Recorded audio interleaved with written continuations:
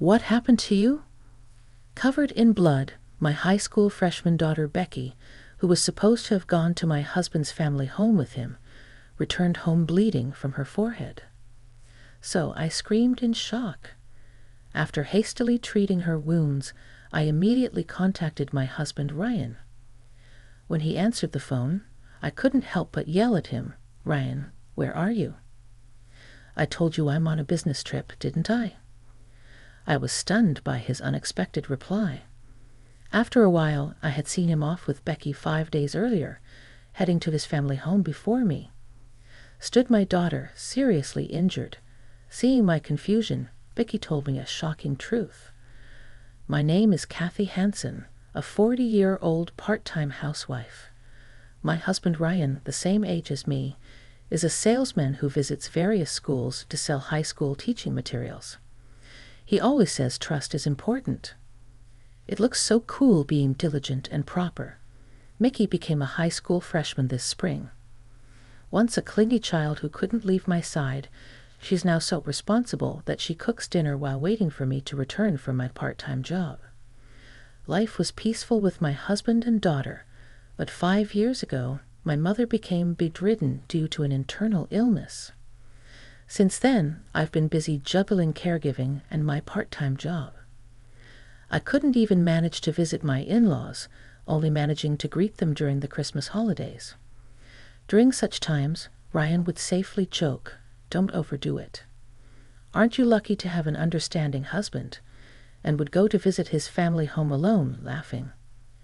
I felt terrible but grateful as I was overwhelmed with caring for my mother. 3 years ago, however, my mother-in-law passed away suddenly in an accident. My father-in-law, who was very close to her, became deeply depressed, and Ryan's visits to his family home became more frequent. Moreover, Ryan said things like, 'I want to take Dad on a trip to cheer him up, and I want to treat him to some delicious meal.'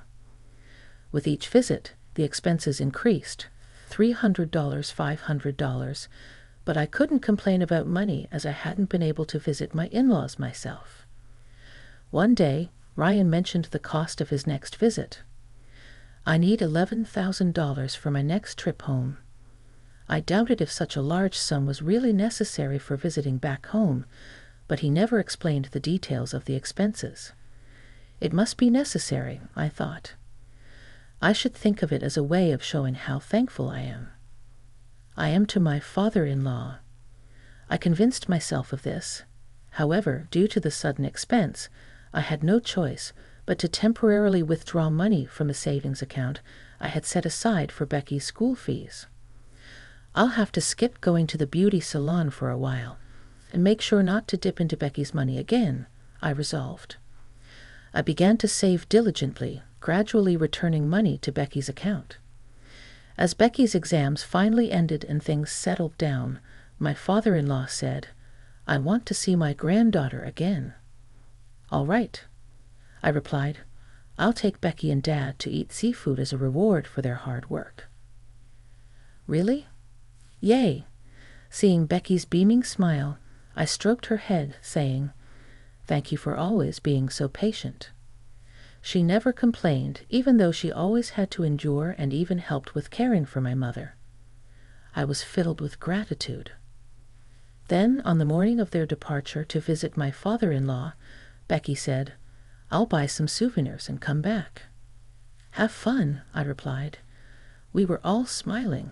Little did we know what was about to happen. 5 days after Ryan and Becky left for my in-laws around noon, I was preparing lunch in the kitchen when I heard the front door rattle open. 'Who is it?' Entering without ringing the doorbell, I was startled and headed to the entrance, shouting, 'Yes,' only to find Becky standing there, bleeding from her forehead. What on earth happened? I screamed almost in a shriek, looking around for Ryan, but he was nowhere to be seen. Trembling, I brought Becky inside and immediately called Ryan. 'Ryan, where are you?' 'I'm at work. Didn't I tell you that?' 'I left for a business trip the day after taking Becky to my parents' home,' he responded. I was confused, having heard nothing of this work. I had no idea about that, and more importantly, Becky has come home seriously injured. She probably just fell. Don't take it too seriously. Girls her age tend to exaggerate. Ryan brushed it off before hanging up. I couldn't possibly accept such a nonsensical story. While attending to Becky, I asked her, "Why are you injured? Did Dad leave for work?" Vicky, her face pale, kept her trembling lips sealed for a while. But then she whispered, "Dad, he pushed me." Shocked. I gently rubbed Becky's back as I listened to her story. An unbelievable truth was exposed. Ryan had been keeping secrets from us, and he had injured Becky when she discovered them. And that's not all.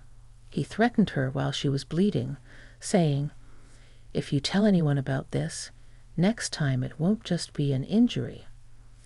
Vicky had managed to escape from my in-laws' house when Ryan hesitated as my father-in-law returned back home.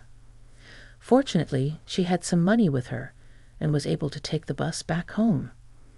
But how anxious she must have been, hiding her injury all the way here. I will never forgive anyone who hurts my sweet Becky.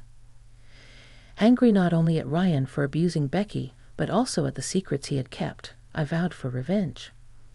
After hearing everything from Becky, I was about to call my father-in-law when I was shocked to see numerous missed calls from him on my phone.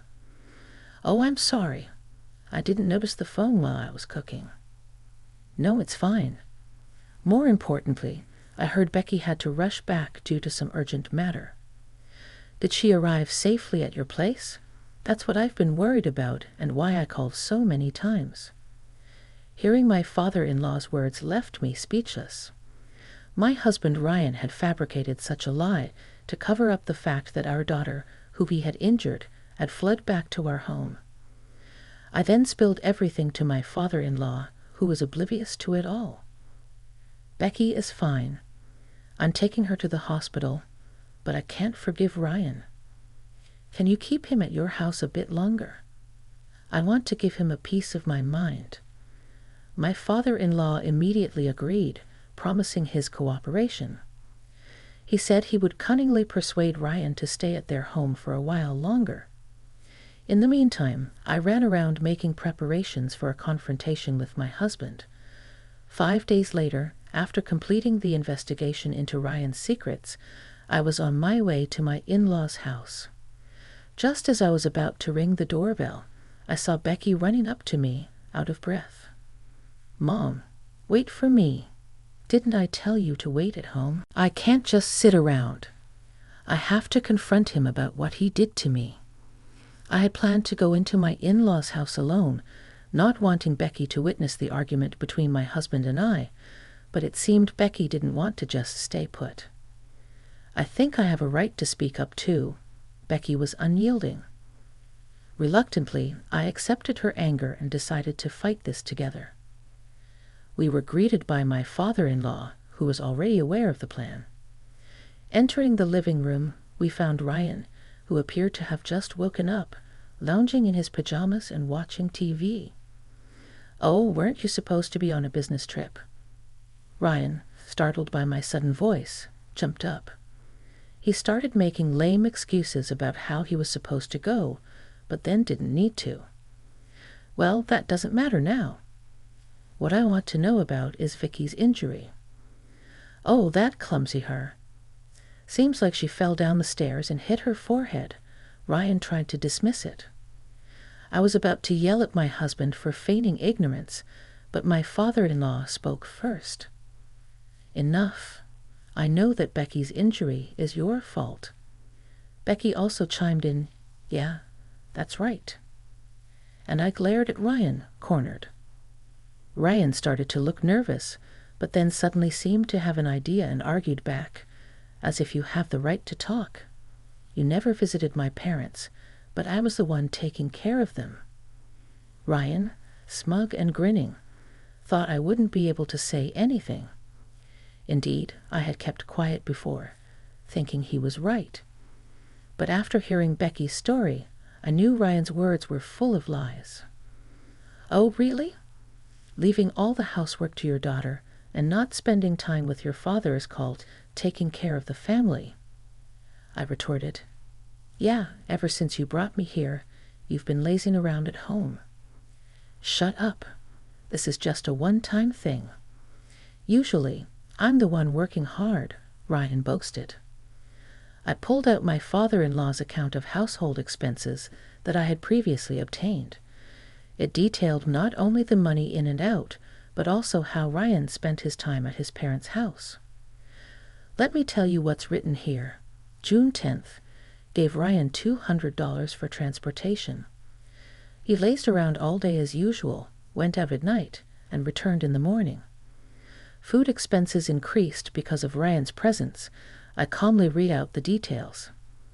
According to this, every time Ryan visited, he lied about me not giving him transportation money and received cash from his father, taking advantage of my absence. How can you not be ashamed of mooching off your parents at your age and getting all sorts of help too? I felt sorry for him, thinking he didn't have any money, and tried to help out. All that was a lie too. Cornered by our accusations, Ryan fell silent, at a loss for words. "What have you been using all that money for, I wonder?" I challenged him. "Well, no need to say anything.